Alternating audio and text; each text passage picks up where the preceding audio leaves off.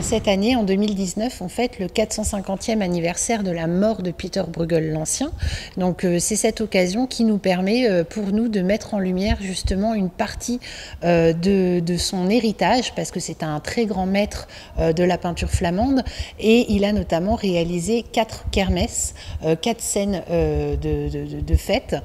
qui vont absolument révolutionner ses contemporains et qui vont être largement copiés, mais pas que. C'est ça l'intérêt de cette exposition, c'est de montrer qu'au-delà de la figure tutélaire de Peter Bruegel l'Ancien, on a ses fils, notamment Peter de Bruegel, qui vont aussi inventer de nouveaux sujets et créer des scènes de fêtes, de liesses, de carnaval ou de noces villageoises. On a des parcours ludiques pour les enfants, mais aussi pour les parents à partir de 4 ans,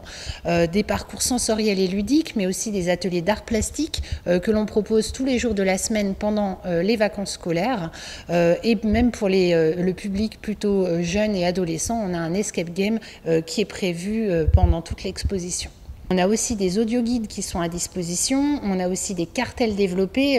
vous pouvez regarder autour de vous, on a des cartels avec des photos, des détails de l'œuvre justement qui sont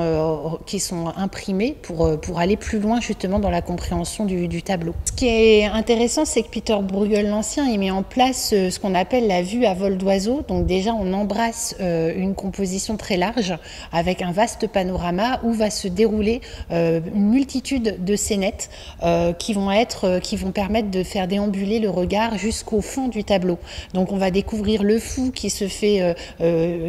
embêter par les enfants, on va découvrir cette femme qui va ramasser son mari parce qu'il a trop bu, on va découvrir ce moine qui est en train de demander à boire, on découvre plein de détails comme ça qu'on ne voit pas forcément au premier coup d'œil, mais quand on plonge dans l'œuvre, on s'en aperçoit, et c'est ça l'attrait de la peinture flamande.